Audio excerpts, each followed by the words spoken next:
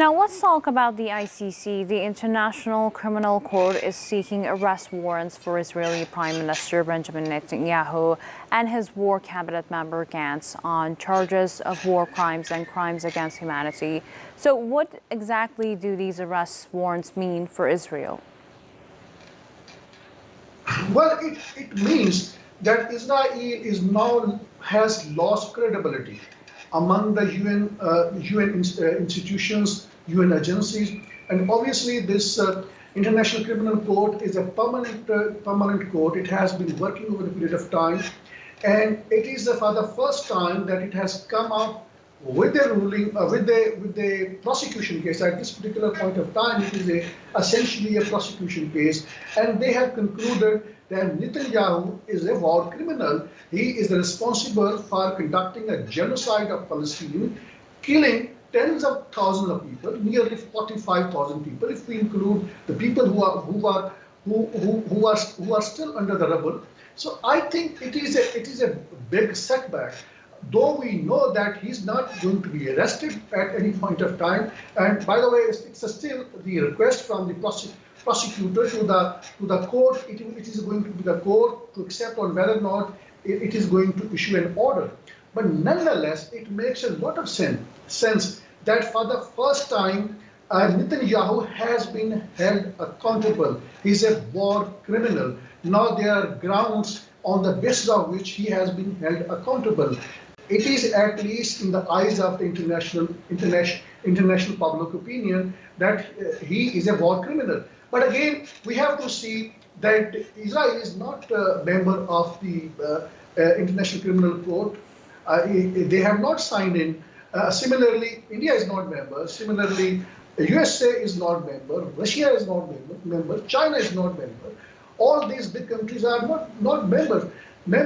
And then Americans, the reason they are not members, because the biggest war criminals after Israel, or perhaps along with Israel, is the USA. They have killed hundreds of thousands in Afghanistan, millions in Iraq, and then thousands elsewhere in the Middle East, in the Libya. Americans are the biggest source of destabilization in the world, with more focus in the South Asia when we talk about Pakistan, when we talk about particularly Afghanistan and the Middle East, in the North African countries. So Americans have been the biggest source of instability and social unrest. They have been behind regime change projects through wars and through their so-called intelligence operations. So therefore, USA is not a member of International Criminal Court, so they don't have, they can say simply that we are not the members, and this judgment, which is likely to be passed down, that they would not accept it. Netanyahu is unlikely to be arrested. We know it for sure.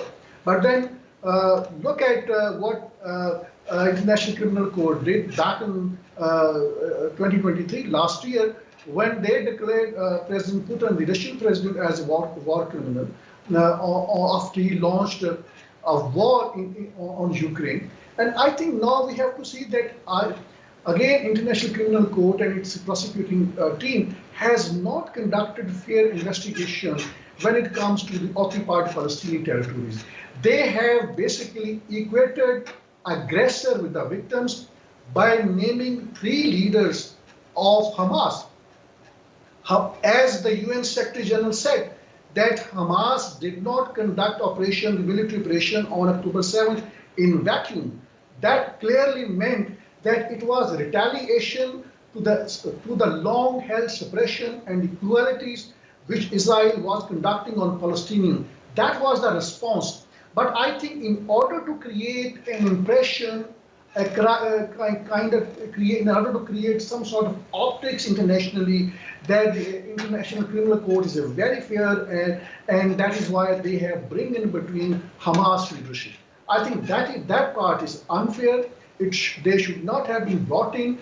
It was Israel's pressure, because of which I think their expected judgment and their current prosecution case still is, I think, is not based on full facts. It is a one-sided.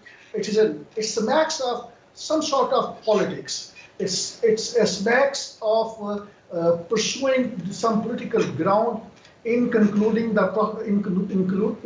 concluding its investigation. They have brought together the point that I already made: aggressor and the victims together. And that is, I think, unfair, and that is why largely internationally it is being perceived that part of this prosecution case is a bias and based on political considerations, because the kind of the contents that the prosecutors has come up with, like the sexual harassment, rape, these allegations have not proven. These are based on the newspaper reports, Western newspaper reports, which were and those were provided, all the information were provided by the Israelis, and there is no hard evidence to suggest that. So I think it is a more for public consumption and more for the political propaganda than actually having some of its effects on the ground. Israel has already launched it's a ground offensive, air offensive in the Rafah, which is a thickly populated part of Gaza. It is the least bothered what International Criminal Court, what kind of judgment it would come up with after after the judges consider the request of the prosecutor. So again, but in terms of the optics that it has created, I think that is a big setback for the apartheid state, for apartheid state's leaders, and more importantly, the backers of the apartheid state, and that is the US. You may recall during President Trump's period, I think the International Criminal Court was sanctioned, and the USA government had threatened it. And now we have heard the kind of the rhetoric coming from the White House and other American leaders that again suggests that Israel has to enjoy exceptionalism. It cannot be held accountable because it is the illegitimate child of the Americans and the West and the Europe, and they have been playing havoc with the Muslims in all the regions in the Middle East. Palestinians have been hit hard, but again they've been carrying out attacks in Syria, they've been carrying out attacks in Iraq, in Lebanon. So everybody is fed up. It is with all due respect, Israel is being largely perceived within the Arab countries as an evil state, because it is a bigger part of the problem. It has won over the Arab leaders, Manoj. They are not willing to help out their brothers in Palestine, and it is a winning over other Muslim leaders elsewhere in the South area, like they're trying to win over Pakistani leaders, so that to normalize ties. So in a broader picture, I think now we have a kind of situation where there is a dividing line. A dividing line is the world opinion is on one side, and Israel and its backer on the Western backers are on the other side. In the long run, mark my words, Israel, the apartheid state, is going to be the biggest loser, because the world would not put up with the kind of the genocidal war it has launched largely on unarmed people. Just look at the scenario. Gaza, a 364 square kilometer area. It was already blocked before October 7. And from October 7 onwards, it is a completely blocked. And even if they had some sort of tunnels going deep inside, or at least in the bordering region of Israel, those tunnels, they actually had dug up the border area, Israel dug up the border areas to make it sure that those tunnels don't exist. Even then, they have a kind of a stockpile from where they've been carrying out rapid attacks inside Israel. Look at the resilience that the Palestinian soldiers have shown, despite the fact that they don't have any weapon supplies from anywhere in the world. Iran cannot supply weapons to Hamas at a time when Gaza is completely blocked. But on the other hand, Israel is getting all kinds of weapons, the latest weapons, which is being used through air bombing, which is being used through ground operations. Nonetheless, they have failed to actually eliminate Hamas.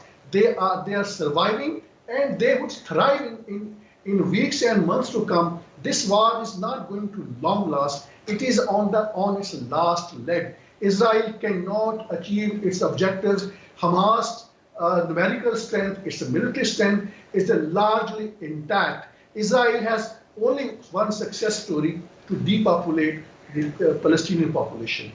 I think up to 4% population of Gaza either has been eliminated or they are mined or disabled and injured. Let's see how things unfold, but I think in the longer run, Israel is going to be the bigger loser.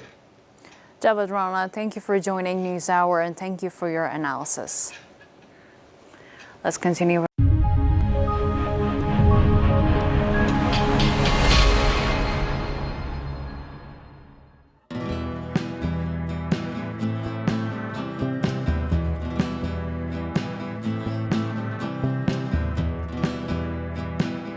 The growing tide of anti-Israel sentiments.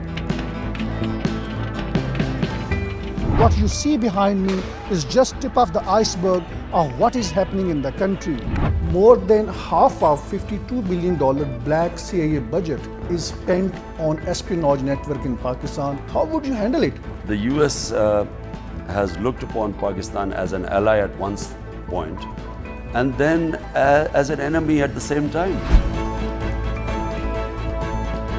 That is going to be the first legal reason on the basis of which he is going to be instantly ousted by the Supreme Court of Pakistan. Joining us live, Javed Rana, who's an expert on politics and geo-strategic issues. In the world politics, which is not being driven by any moral principle, it is being driven by the hard geo-strategic realities. In a broader picture, more countries would aspire to have nuclear weapons.